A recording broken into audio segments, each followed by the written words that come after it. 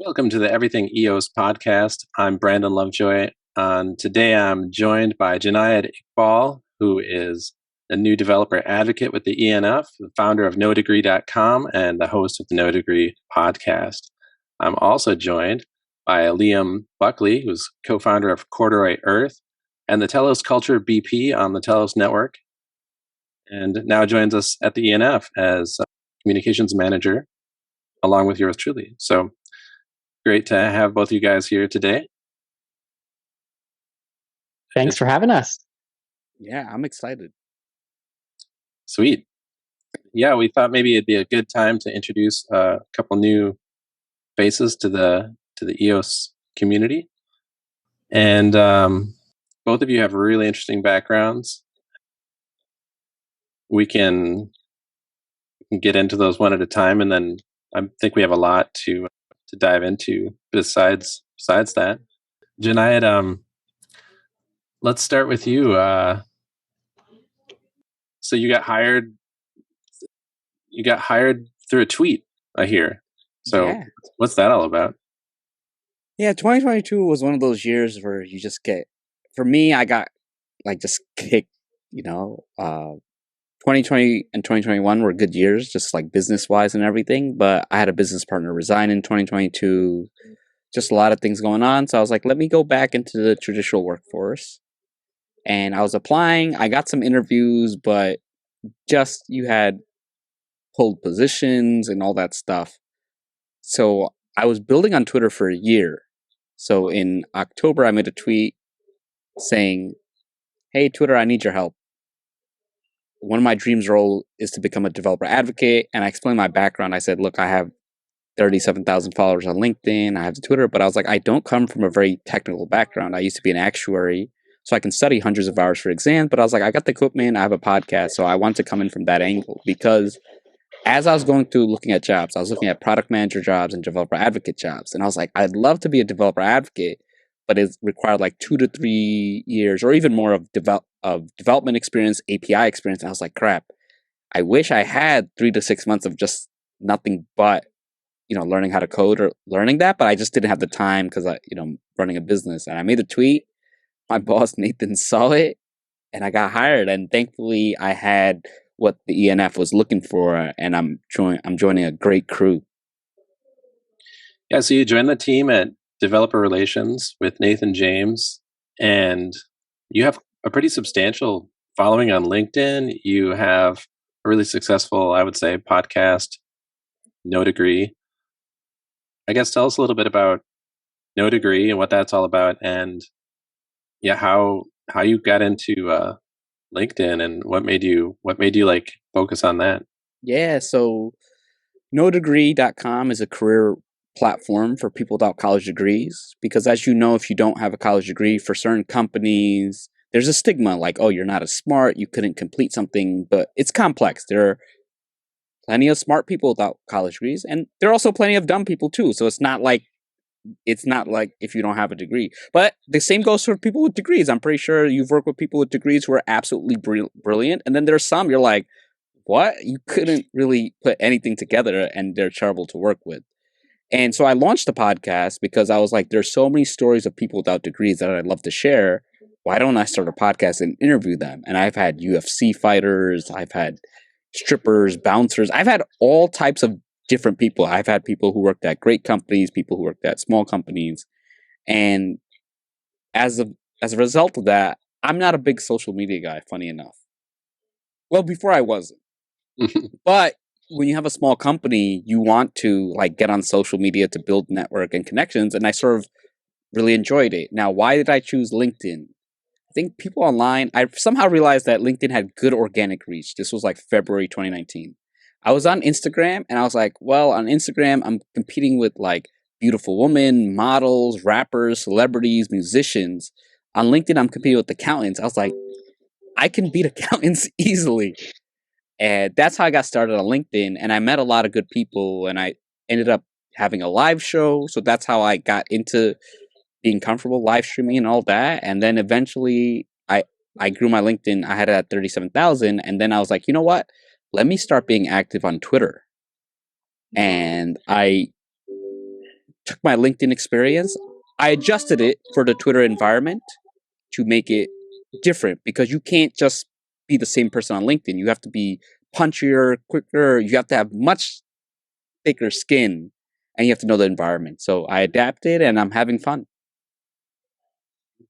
Awesome. This is fascinating journey you've had to come here to EOS and Web3 and developer relations. Let's dive into that a little bit more in a minute. LIiam, sounds like you have a festive environment there in the background. It's very fun. Yeah. You come from kind of a musical family, huh? You've got you're an audio engineer, aren't you? Is that? Yeah, I relate to what Jonaed was saying about not having gone to post-secondary for what your career is. I went to school for audio engineering, music production, music industry arts. I'm a musician, singer, songwriter, grew up in a really musical household, and music's still a really big part of who I am and what I want to do. But more in recent years, I found myself drifting into the marketing side of things. That actually came out of being a music journalist.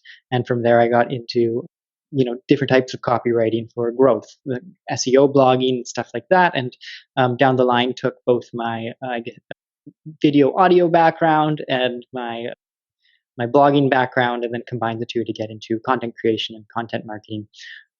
I'm also somebody who, in my personal life, I am not on social media at all. I'm very bad at keeping up with messages with friends and stuff like that. Like, I'm someone who likes to be in person to hang out. But like Jonaed says, if you run a business or you want to have kind of a personality online, it's a really important thing to know about. And so, yeah, it's ironic, I guess, that I work in social media marketing and content creation, but I'm try to distance myself from social media as much as possible in my personal time. But yeah, in recent years, then it was about a year and a half ago or so, a little more than that. I think February, March of last year, I found out about Web3, and then having a background in music, got really excited about just what it meant for the creative industries and the creative arts. And so, yeah, kind of took my skills and applied them to the space, got really heavily involved in the Telos network in their marketing department there, working with community relations, and I was the head of community relations and growth there for 2021. And then just this year, founded the Telos Culture PP. And so, yeah, was working on that for the past half a year or so. Founded that with some other people from the Telos ecosystem: Brian C., Jenna Bjornson, Thomas Sayers, Evan Wass, really great friends of mine and business partners in Corduroy Earth, which is my digital media company. And then found out really just through the Antelope coalition about everything that's going on in the EOS ecosystem. It was initially actually an interview between Douglas Horn, who's the leader in Telos, was the author of the Telos white paper, and Eve. It was like a joint interview. They were talking about everything that's going on in the ecosystem on EOS and how it's evolving, and got really excited. And then, yeah, reached out to Jack and got involved, and here I am. Cool. Long winding road to life. Long and winding road. Yeah. I think it's really interesting how everybody finds their way into Web3, because it's such a new and emerging industry. There is no degree in it, right? You just kind of have to find your way into it one way or another. So I think everybody has an interesting history on how they got into it and, what attracted them to it in the first place.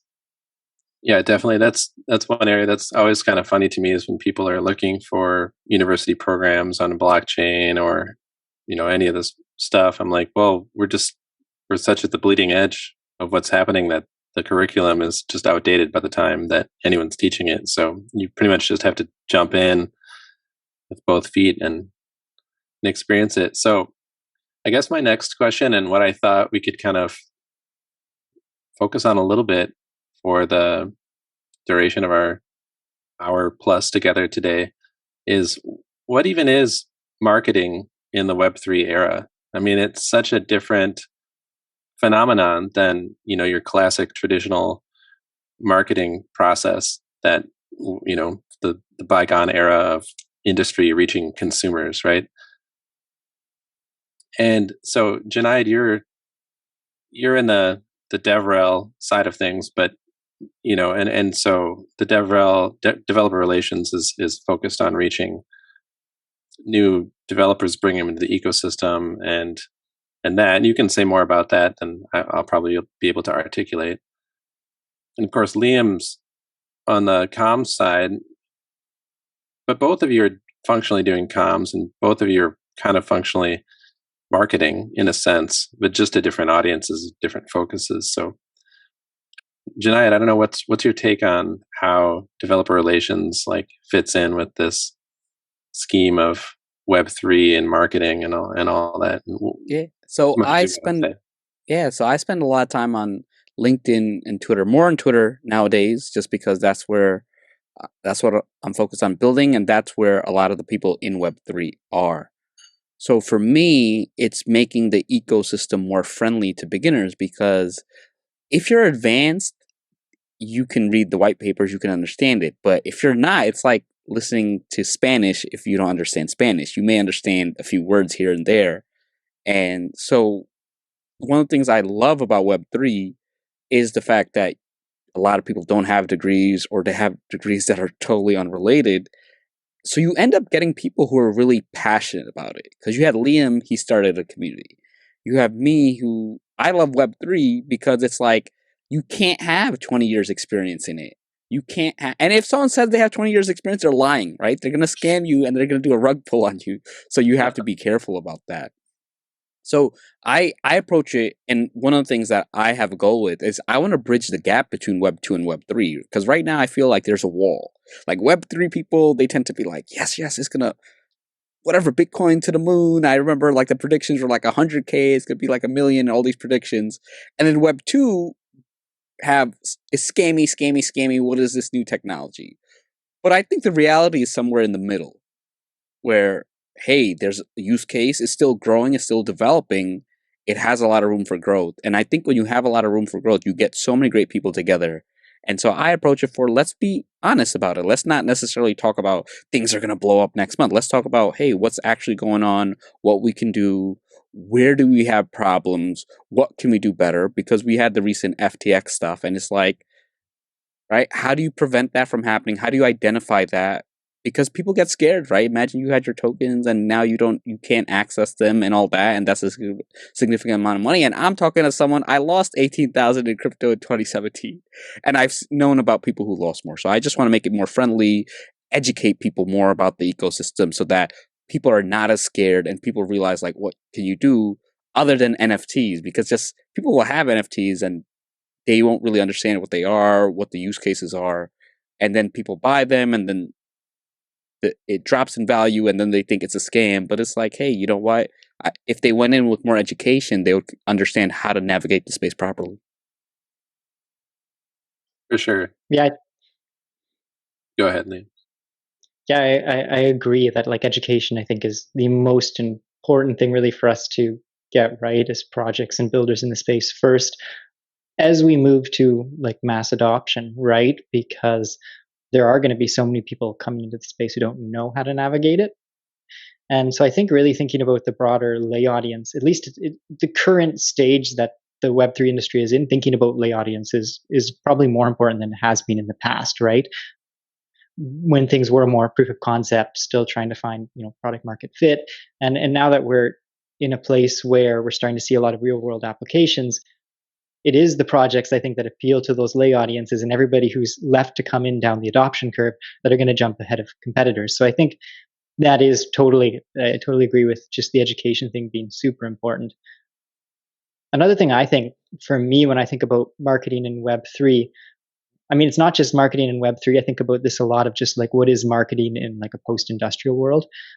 So you had like industrial era marketing, which was, advertising essentially, right? Coming up with campaigns where you put a bunch of dollars behind some type of product, and you just play the numbers game. Okay, if we spend this much, we can get this product in front of this many people, and X amount of people are going to purchase it, and then we'll make, this amount of money on it. And that's just an equation that you can keep doing more and more. But when you look at a lot of like prominent marketers like Seth Godin, I'm a really big fan of him. He talks about how that's not really a a sustainable model anymore, because it becomes a race to the bottom, right? You're just trying to make your product cheaper and cheaper, and there's always going to be someone who can do something cheaper.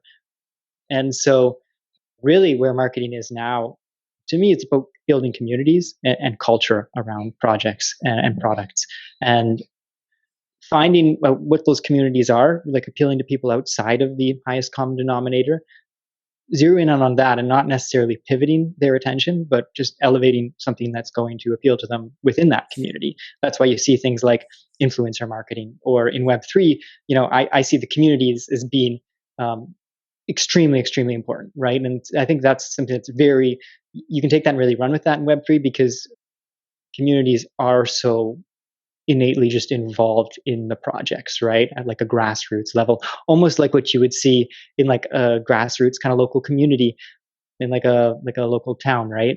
And so, yeah, those are kind of my, I guess, two thoughts on it. But yeah, I really think a lot of it comes down to community and just building culture around projects. Yeah, he's spot on with that.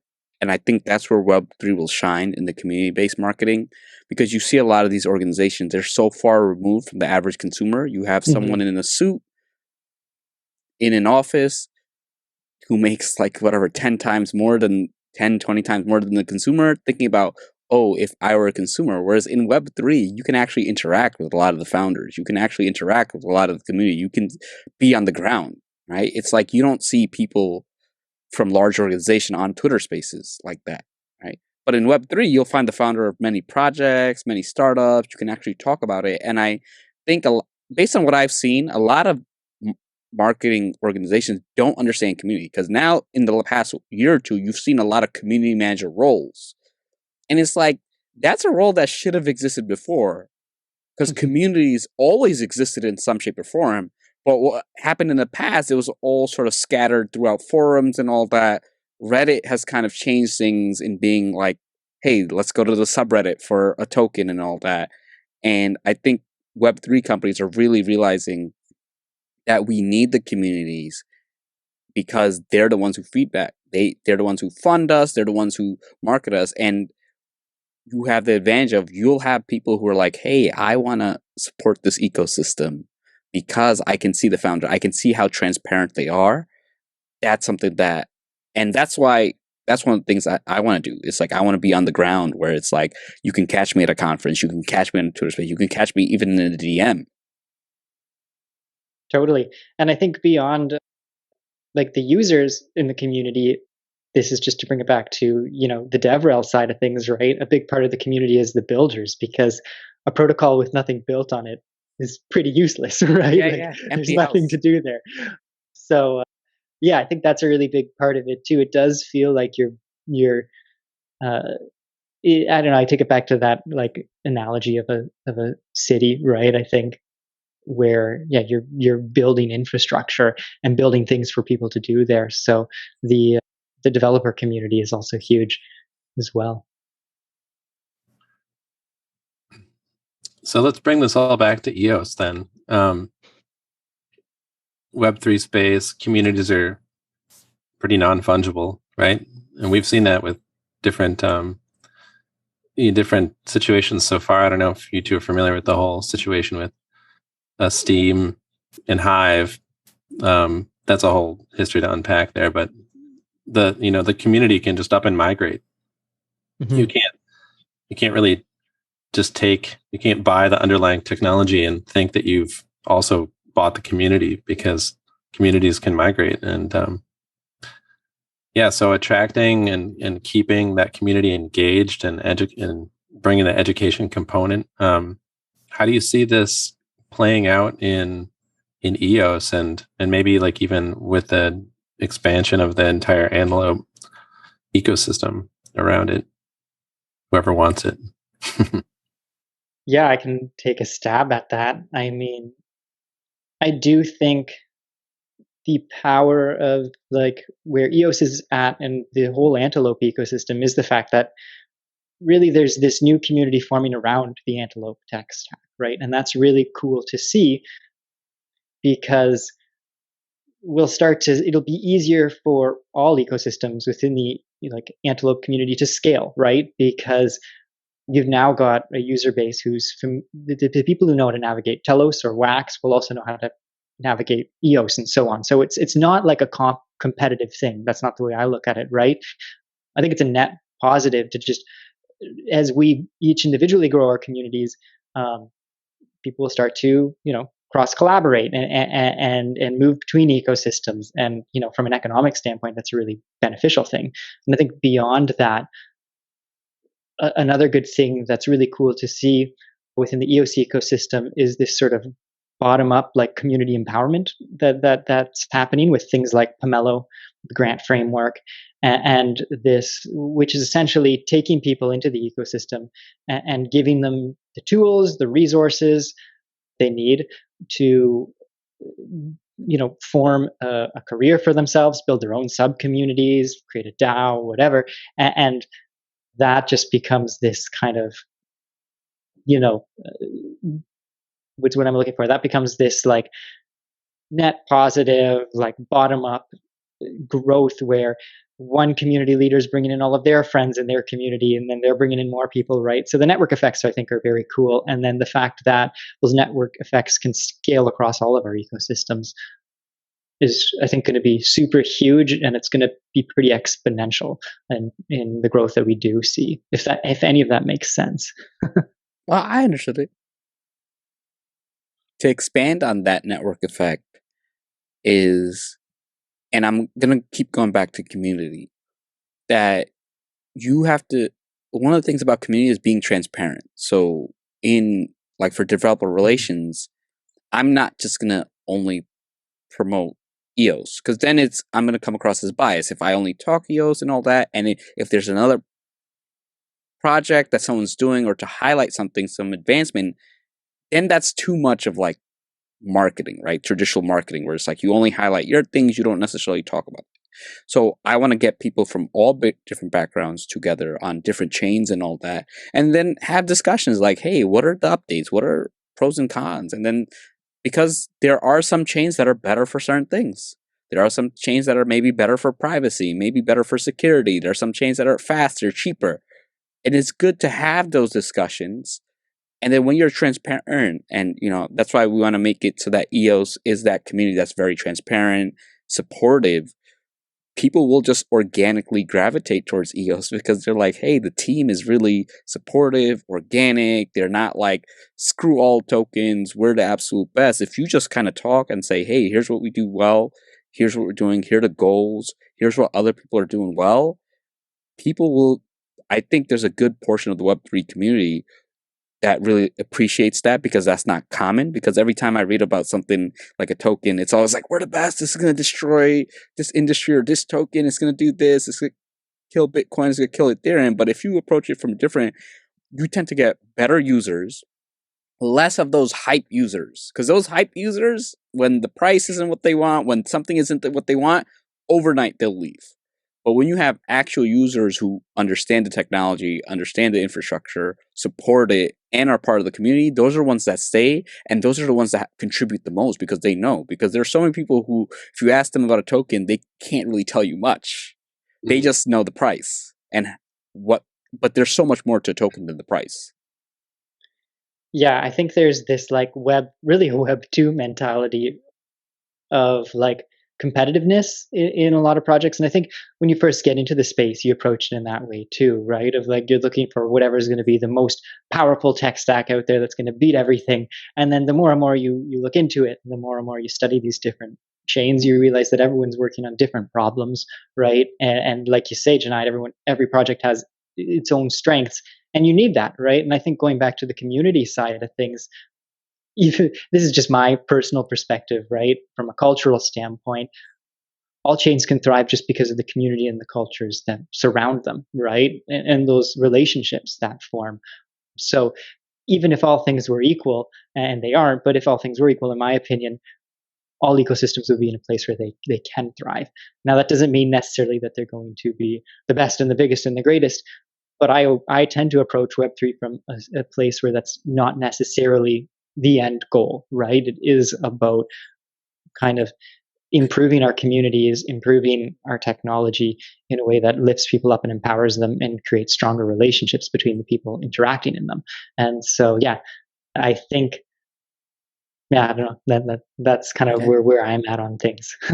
And I think a simple quote would be, I'm of the mentality a rising tide lifts all boats. So if exactly. you have more money into the ecosystem, I know we had Polygon raise lots of money, and I don't see it as bad for EOS. That's like, hey, it's good for Polygon. It's good for more people entering the system, more awareness and stuff.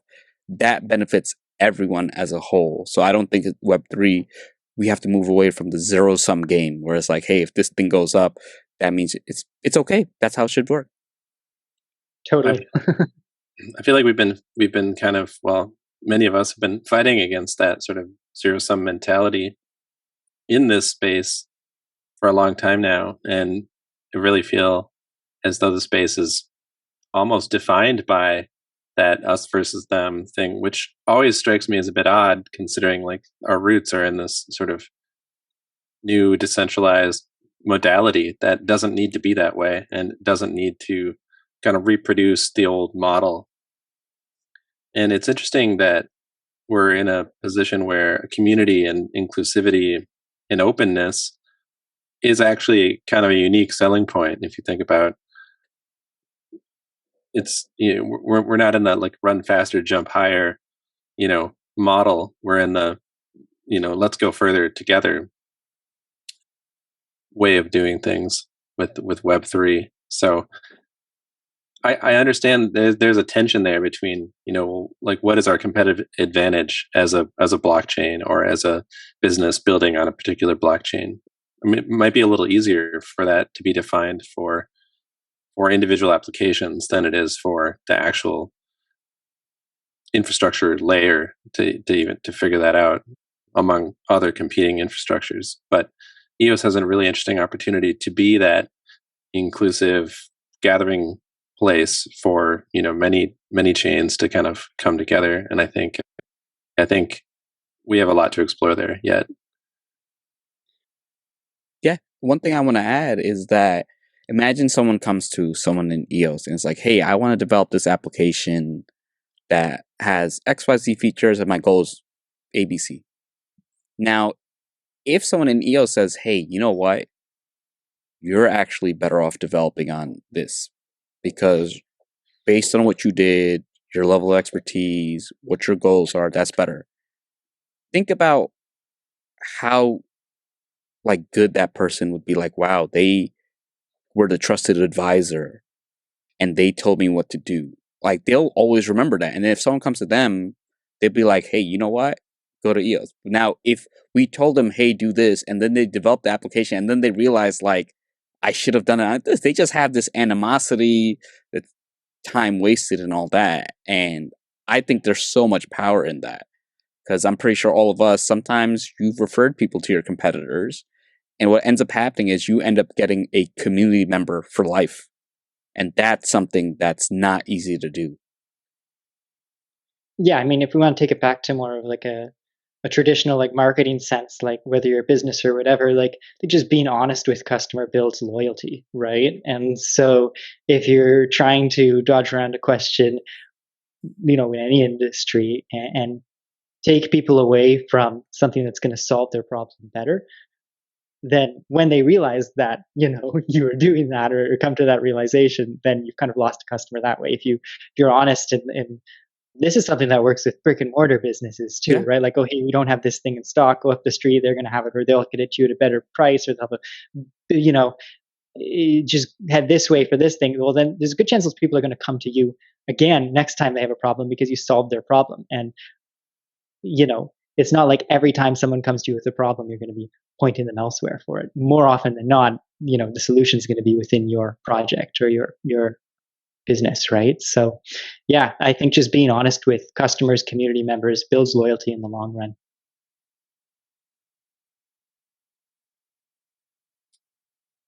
One other thing I want to touch on too, I think, sorry, you're going to say something, Brandon? Go ahead. No, I was just like at a loss for what to say, so I'm glad you jumped in there. Well, I was going to say, like, I feel pretty spoiled because I came into the Antelope ecosystem post like a very like tribalistic era, I think, right? Like when I talked to some of the OGs in the space, like there was a lot of tribalism between the different Antelope chains, you know, even 3 years ago, right? And like I said, I got in maybe middle of last year, and then wasn't it was just a few more months after that, I believe, that Eve started to get going with the Antelope Coalition. And I don't envy, I guess, what he was up against to build these relationships with these different networks and to start to build that broader sense of community. I think he's done it in a really amazing way, and I can't imagine it was easy, right? And so, but we've seen that, right? I think that since we've sort of stepped away from that tribalism and found more ways to collaborate through things like the Antelope Coalition, it's been a net positive for all of our communities. And I think it goes beyond just the Antelope tech stack into other tech stacks that are out there, like, Ethereum Solidity community. Like I can speak based on my experience in the Telos ecosystem when we launched the Telos EVM, and soon on EOS, we're going to have the Trust EVM, right? It opens you up to a massive community of developers and builders and projects and users that you would have never had exposure to if you hadn't have embraced that tech stack and embraced, these this whole other community that's out there. And it's not doing it in a way, to me, that it's like, oh, we're competing and we're going to beat these other ecosystems. It's really doing it in a way that we're creating a bridge to allow that technology to come be part of a community as well, right? And yeah, so I think there's a lot that we can just see that sort of proves this narrative of how important communities are in cross collaboration just in the past year alone. And just the juxtaposition of where the ecosystem is now and where it was 3 years ago, when there was really that strong tribalism there.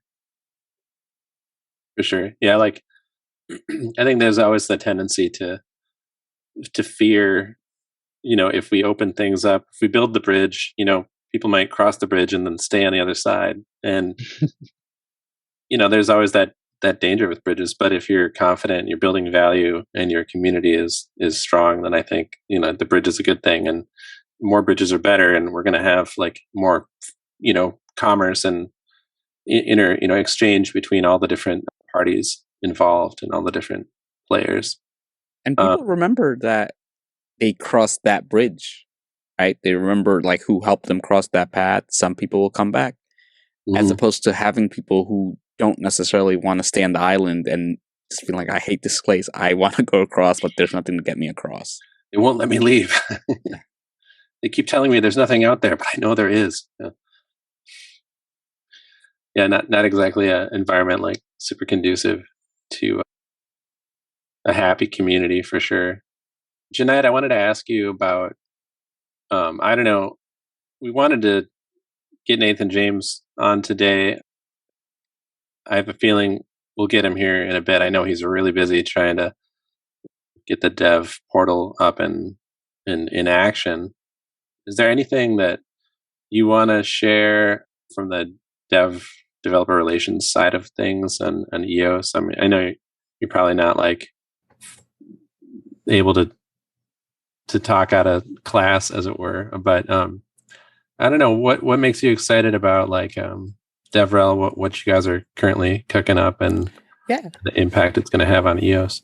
Yeah, there's some things I could share. So we're working on like a twice a week Twitter space where we're going to talk. I'm not going to share the title. It's a very interesting title that I don't want anybody to steal. And just bring really people together. I'm gonna interview people on other chains to talk about why are they developing on the chain, why they chose it, to get some insight, just so other people can know. So that's my current goal, and really focusing a lot on Twitter. I know things are a little shaky, but I think the communities will still be okay, because the communities are sort of different parts of Twitter. So, and yeah, just really excited to just build a relation. And the funny thing is, I was looking at people on other chains, and some of them I went to high school with. And so it's really interesting to just catch up in different contexts. That's wild. I'm old enough where like I probably can't say that. Like I don't think many of my high school classmates are in blockchain at all. But I kind of envy that position. So All right, so a little Twitter Space action coming up. Any other fun stuff? No, the rest is like internal stuff. And then we're focusing on like education because the current stuff we have very technical. So I want to make it more just friendly, more videos, have Twitter spaces on, with different people in the team so that people can just learn about the different opportunities in blockchain. Because when people think blockchain, they think of programmer, right? But they don't realize there's contracts, there's marketing, community is a hot area. So there's so many areas that you have. And the beauty of blockchain is you tend to get people who are really passionate about it. So you'll have people with a legal background, but they're really passionate about blockchain. Now they can bring that expertise to blockchain. You have people who are in marketing, you have people in consulting. So I'm really excited for that and just really want to get those people in a space and talking, because when passionate people talk and they come together, interesting and cool things happen. Mm-hmm. Yeah, there's always like that unexpected synergy that occurs. LIiam, do you have any thoughts on the interplay between like DevRel and marketing and comms, or what the relationship of those three things even is in EOS? Yeah, I think it's interesting because they are very related, right? Like there's a Venn diagram there, right? They all kind of intersect in the center. I think on the marketing comms side, in the short term, really what we're doing is just establishing processes, right, to make sure that communications is as clean as it can be. And that's not just for users and projects, it's also for developers as well. So there's a lot of, like you say, interplay between our two teams. But I think the long-term goal really is just to look at how, from a communication standpoint at least, we improve communications, and communications is a two-way street, right? It's getting information out to the community about what's going on behind the scenes in a quick and efficient way, and then also figuring out how we run events, things like this Twitter Spaces or the EOS Fireside Chats, that can allow us to field input from the community and get that back to the team that's doing the work behind the scenes. So that's really where I fit into things and you fit into things too. I think, Brandon, is just making sure that communications are as efficient as possible. And because we're a small team right now, marketing falls into that, developer relations, all that is kind of wrapped up into what we do because they're all parties that we want to communicate with.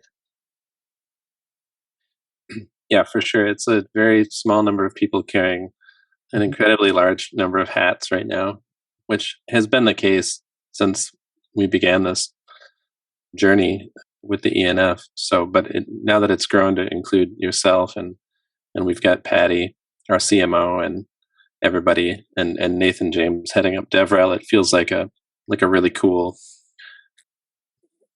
I don't know, like a big family. And I'm really looking forward to those synergies between the different groups that are, because what we're working on is so mutually beneficial, I think, to the community. And I think you raise a really good point too, and that's an area I'd like to see us improve is just on getting feedback from the community as well, and finding new ways to hear from people, because I'm just one person and I can only hear and talk to so many people in a given day.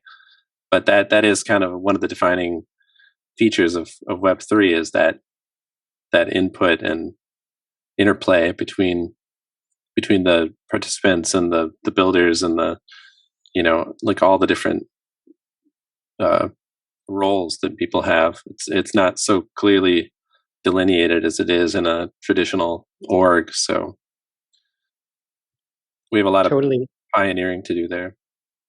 Well, we're in a good place right now in the whole Web3 industry in general, because it's still relatively small, right? Like it can feel huge at times, but it's still a pretty unique niche. And so it can be easy for us, I think, in the ENF to cater to all the communities across the EOS ecosystem. But I'm interested to see how that evolves as things grow, right? As, millions of people enter the space and as all these different projects start to spring up. really we'll just start to see sub-communities, I think, right? And that goes back to that idea of not trying to cater to all people, but just cater to the, group of people that are most related to what you're doing in the space. And so, yeah, it'll be interesting for me to see how we continue being efficient in our communications as things grow, as they inevitably will. Yeah, I think one thing that Web3 will have, and that I want to do with Nathan, is scaling community. Because it's one thing you have 30 to 200, 300, even 1,000 members. Now, what if you have 10,000? How do you still maintain that community feel without, ignoring them and just being just fair so that they're like, I'm proud? Because I've seen some where people say, I have a community of 600K. It's like, no, you don't. Like, you just can't. But some people actually do a good job of making it feel like a community. So I'm excited for that. I think what's unique about Web3 again, and to bring it back to what we were talking about with things like Pomelo, right, is like with Web3, people are able to graduate really from being a community member to a community leader, and then they're able to get resources to grow a community around them, whether that's through the form of a DAO or a project or something else or an artist. That's where we'll start to see these, exactly like you're saying, Jonaed, communities scale. And I think it's way more effective than it is in Web 2, just because of the fact that people can go out there and get a grant and get resources more efficiently than they can to grow that community than they might be able to in the Web 2 world. And you said the magic word that I was really wanting to bring up, DAO. And that maybe we can bring it home on this topic, because maybe we could probably spend a whole hour talking about this topic, but it seems like, on EOS in particular, and certainly throughout the entire space, but many communities in the Web3 space are experimenting with different structures of DAOs right now. And on EOS, we have Eden, and recently Haifa DAO kind of entered the picture and received a large grant from the ENF to integrate their tools and offer that as a service on EOS. So I think we'll see really interesting tooling for DAOs on EOS, robust and just pretty easy to use. Eden is our homegrown DAO solution, and it's it's finding its way. It's definitely, no one ever said it was going to be easy. It's definitely been an interesting journey thus far, trying to figure out how to, effectively scale, democracy, or scale input of many people in a meaningful way. So I guess if I have a question in all this, it's just like, what do you think the role of the DAO is in scaling community involvement in the Web3 space, and with marketing not being like such a straightforward path to like from like industry to consumer, whereas now we have like these layers of involvement and stake, and even people being like more or less skin in the game, with the projects that they're involved in. Like, how do DAOs fit into this whole equation? That's a really good question. I feel like I talked a lot in the last question. I could take it, but Jonaed, do you want to take a stab This is all you. This is all you. Well, I think can you rephrase the question one more time, just to give me I can go a little. Give me a prompt. Like I got something. There's so many places I could start, right? Yeah. The thing I want to talk about first, I think, is that EOS as a whole is a DAO, right? Yeah. Just when you look at the base layer, at how like consensus is formed through delegated proof of stake, like that's a form of governance. And I think going back to this, like the strengths in different types of technology, different types of DAOs are a good thing too, right? Like different types of reaching consensus, because it builds out like anti-fragility kind of in our ecosystem, where you'll start to have parties who are parts of multiple DAOs, right? And that builds out strength as well. Like it's really interesting to see how these communities can grow and then reach a point, and then essentially, the hypha way is after you reach 150 participants, you need to form a sub DAO, right, and specialize. And this new model just makes it easier for people to coordinate essentially and scale what they want to do and grow and maybe find their niche as the ecosystem grows. I don't know if that is maybe as clear of an answer as I'm looking for. Again, there's so many DAOs, like you'd spend 2 hours on this topic.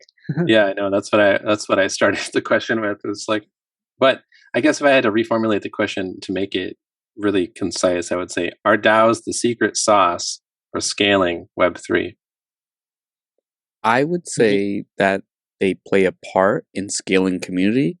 Because if you think about any other ecosystem, to really cause change and impact, you have to be involved with the companies, or you just need to have a lot of influence.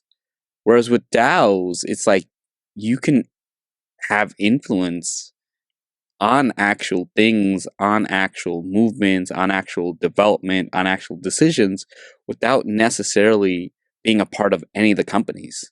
That you can just be a passionate member and cause impact. And I think that's going to be a big advantage of Web3 and DAOs, because if you look at like any of these large companies, like a Google, Facebook, Twitter, if you wanted to influence it, other than, you could be the one consumer that's like, I'm going to close my account. I don't like the way this, but it's like, they'll still be okay. But if you wanted to influence Web3, you can join a DAO, you can join a community, you can actually do things, and you can actually get on the radar, because it allows people to participate in a way that they have never been able to before. Mm-hmm. Yeah, that's a really good point. The way it scales participation is huge, right? Because someone can come in and just be a community member and say, I want to vote on some proposals, right? And have my voice heard and take part in the discourse. And then from there it grows to, well, maybe I want to be involved in this proposal as a contributor. And then it's, I've got my own proposal I want to push forward, right? And so and it's going to be a new DAO. And so that way that people can just come into the ecosystem and very organically scale their involvement, I think is, like you say, part of the secret sauce. And I think there's a lesson that all organizations can take away from DAOs, right? Like I think we tend to look at a DAO needing to be super decentralized and super autonomous, but there's just stuff that we can learn about empowering people, giving people autonomy to take their skills and run with them, that we can apply to any organization, even just a traditional corporation. I mean, like in the ENF, right, we're a centralized entity, but a lot of us tend to work in our own little subgroups, and within that, the workers, this is just like remote work environments, kind of 101, right? And where we are now as a society. So yeah, I think both the DAOs and then kind of the lessons that we can learn from DAOs and take to our traditional organizations are going to be part of the secret sauce. It's more of a mentality thing. Cool. Yeah. The more I think about this, the more I think like maybe the DAO is the technology that is like the plow of this current era. It's like the projects, the blockchains, that can leverage this tool in order to scale participation effectively, the most effectively, kind of will have the greatest advantage, right? Mm-hmm. You could say, well, hierarchies are the most effective means of being like efficient and directing resources like really rapidly. But that only gets you maybe so far when it comes to engaging masses of people. You can't top down that. You have to find a way to bottom up that and make it so that it scales. So I think maybe whoever solves the DAO, the riddle of the DAO, and making it functionally effective for communities fastest might be, coming out ahead in the Web3 world. And I don't think any one person will solve it. I think it's just going to be a natural evolution, because it's something new, right? It's one of those things that if you look at tech as a whole, the salaries, I think after like 2017, that's when they just started skyrocketing and been pandemic, right? But the web has been around, right? You had like 95 to 96, and then 2000, you had the dot-com bubble. But then it took like another 20 years for things to be in this current shape or form, right? It just takes time. I do think it may not take the same amount of time just because we have much more knowledge, we have much more resources, technology is just different than it was 20 years ago. But it just takes time, right? We're going to see DAOs that work, DAOs that don't work, the use cases where it's really effective, the use cases where it's like, hey, you know what? There still needs to be some way of figuring out like why it went wrong or how do we solve this problem. So I think there are many problems to solve, and I think different people will solve different parts of the problem, and then we're slowly going to figure out like, hey, how do we sort of bring all these solutions together? Yeah, and I think the strength is that you don't have to be a member of just one DAO in this space, right? The same way you need to you work for just one company, right?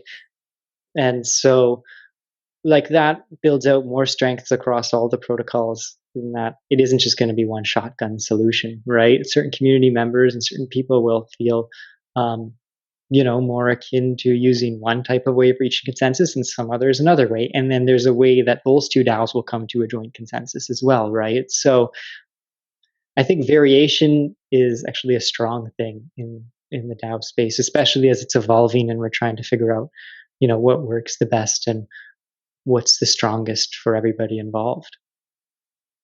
Yeah, definitely. It's really cool to see all the different models being experimented with right now. As painful as it can be at times if you're actually participating in a DAO and trying to find a coherent way forward with your fellow participants. But yeah, diversity of approaches definitely has a lot going for it. I mean, one group may find solutions that the other group hasn't even begun to consider.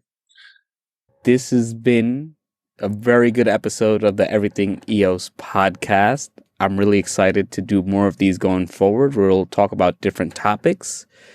If any of you want to suggest any topics, want to be more involved, we'll be doing different things both on Twitter and the podcast. We'll have it in the show notes of how you can contact us and reach out to us. But we're excited to just talk different things about community, about development, so that you can stay updated on the EOS ecosystem and the supporting infrastructure around us.